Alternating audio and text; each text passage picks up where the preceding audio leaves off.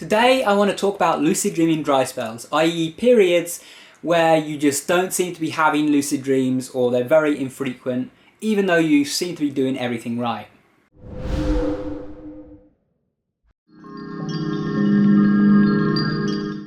Hey guys, welcome back to Tipharot. It's me Matt here, and today I'm talking about lucid dreaming dry spells. Now, I was inspired to make this video by the fact that I am going through one right now. In the last 2 weeks I've only had 2 lucid dreams. Now, to some of you guys who are just starting out, that might seem like a lot, that might actually seem really good. But if you've watched some of my videos, you'll know that I was going through a period where I was lucid dreaming every single day, and I was lucid dreaming a lot. So to suddenly go to not having lucid dreams for several days in a row was kind of shocking for me, because, you know, it's been a while since I had my last lucid dreaming dry spell. But the thing is, these happen. It doesn't matter how experienced you are, it doesn't matter how perfect, you know, the methods that you use are, you are going to encounter some times where you just don't lucid dream. In these times, it's very easy to lose motivation and feel like there's just no point practicing because you're not getting any lucid dreams anyway. But the thing that you have to remember is that by keeping practicing, you're not just improving your chances of having a lucid dream, you're also improving several other things. You see, I divide lucid dreaming up into 4 categories. There are 4 components of a lucid dream. There is the lucidity. At the lowest level of lucidity, you have, a regular dream where you're not aware it's a dream and you're not in control whatsoever. At the highest level of lucidity, you have a dream where you're completely in control, you completely know what's going on, and you've also taken your consciousness over from your waking state into your dream, so you remember what you were planning to do and you're very focused and you're completely lucid.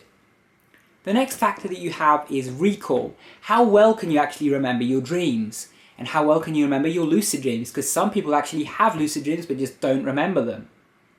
The next factor is clarity. How clear are your dreams and how long do they last? And finally, you have control, and that is your level of actual control over the lucid dream. You know, in some lucid dreams, some people actually have lucid dreams, but they can't do any of the fancy stuff like flying or spawning characters or that, because they haven't learned to develop a level of dream control. So these 4 factors are what I say make up a lucid dream. What people don't often realise is that when you're performing lucid dreaming techniques, with a lot of them, you're improving these factors even when you're not having lucid dreams. So for example, meditation helps with all 4 of those factors. It helps with lucidity, it helps with recall and remembering your dreams, it helps with clarity and keeping your dreams longer lasting, and it helps with actually controlling those dreams. Then you have dream journals, which help with recall, and they also help with clarity, because when you actually get familiar with your dreams, they tend to become more clear, and recall and clarity are kind of connected in a way. Then all of these things, once again, just improve with regular practice. When you're doing the techniques regularly, they all improve. Reality checks, for example, can get you lucid, but they can also improve your clarity and lucidity in a dream, because you can actually be in a lucid dream and not be in a very clear one, and you can do a reality check again and the dream can become more clear. And basically, if you keep on practicing, you don't necessarily have to be getting lucid dreams to be progressing. Now, obviously, the majority of your progress happens in the lucid dreams, but just maintaining your dream journal, meditating regularly, and all of this is actually going to ensure that when you do get lucid dreams again, when your dry spell ends, they're going to be longer lucid dreams, they're going to be more vivid lucid dreams, and they're going to be easier to control lucid dreams. So don't give up. And, this happens to beginners as well. There is the phenomenon of simply not having your first lucid dream yet. You could be trying everything and you just don't seem to be getting one yet. For some people, it takes a little bit longer than others to get their first lucid dream. So if you're one of those people, or you're having a dry spell right now, don't lose hope just yet. So what are some of my suggestions for anyone facing a lucid dreaming dry spell? Well, first of all, make sure that you're doing nothing wrong. Now, I have a whole video about some reasons that you might be failing to lucid dream, and if you want, you can check that out up there. But another thing to look at in that area is if anything has changed recently in your life. Have you changed up your sleeping habits at all? Have you started eating differently? Have you started, napping in the day or something? A lot of the time, minor changes can affect your sleep and, your sleep cycles and so on, and that can actually affect your ability to lucid dream. Another thing that can affect it is actually illness or stress. Sometimes when you're ill, you just don't seem to remember any dreams whatsoever, or you don't remember any lucid dreams at least. And other times you can have the opposite effect. I've had a couple of times where, I was ill when I was younger, where I would just have a crazy amount of dreams. But little things like this can affect it in either direction. You can have something that happens that gives you a crazy amount of lucid dreams for a while and then goes away. You can have no lucid dreams for a while, and then you change up something and suddenly you're getting lucid dreams every day. Now the next thing that I suggest is to add in additional techniques. If you're only performing one lucid dreaming technique, then you're relying on that one technique to work, and if that technique doesn't work, then guess what, you're probably not going to get lucid unless you get lucid naturally. So by using multiple methods together, you increase your chances of getting lucid and you speed up the time it takes to actually make your dry spell end. So as an example, you can do your dream journal in the morning and then look through it later in the day to find dream signs. Every time you encounter a dream sign, you can perform reality checks. You can also perform reality checks throughout the day anyway. You can start meditating every day for 20 to 30 minutes, preferably in the evenings. You can perform wild in the morning when you wake up, first of all, in an REM period. And if that doesn't work, then you can perform mild. You can also take naps throughout the day so that you can actually practice more your lucid dreaming techniques and have a higher chance of getting a lucid dream within that day.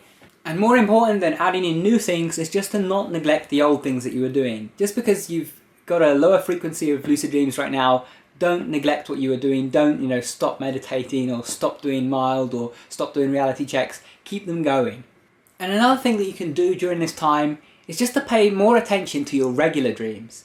Because often when you have a lucid dreaming dry spell, it doesn't mean that you're not remembering any dreams. As long as you've kept your dream journal going, you're probably going to be remembering dreams most nights.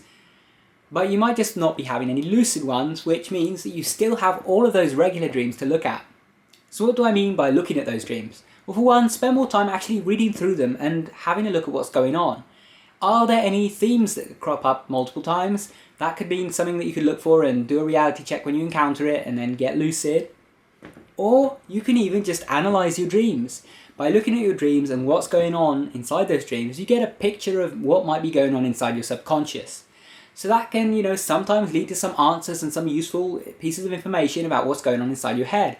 Now, in terms of actually analysing your dreams, it's honestly very, very simple. Like, a lot of people, they get these dream dictionaries and they look through all these dream meanings and stuff. That's not how you analyse dreams. That's just how you, reference something in a book, and, that reference might not apply to you. The dream meaning of a particular object for one person isn't going to be the same for another person. That's why I don't really like the idea of, say, dream interpretation books and so on. Because, okay, there are some kind of archetypes and things that most of us see in the same way, but most of the time everything we encounter in a dream has a very unique subjective feeling to it. We react in a certain way to that thing because of our past experiences. So for example, one person might encounter a cat in a dream, and it might be that they love cats, they have several of them, and seeing that cat, they just think, oh, that's a lovely cat, and they just have a really happy dream that's just about that cat. They're just playing with the cat and that's it. Whereas another person might be terrified of cats, and they could have a fairly identical dream, and because of the fact that they're terrified of cats normally in their waking life, the fact that they were playing with this cat in their dream could mean something entirely different to when someone who loves cats is playing with it. So the same dream can mean different things to different people, and the trick to analysing it is very, very simple. Ask yourself one question. If you were directing a movie and you put this scene into it, what would you be trying to represent with this scene?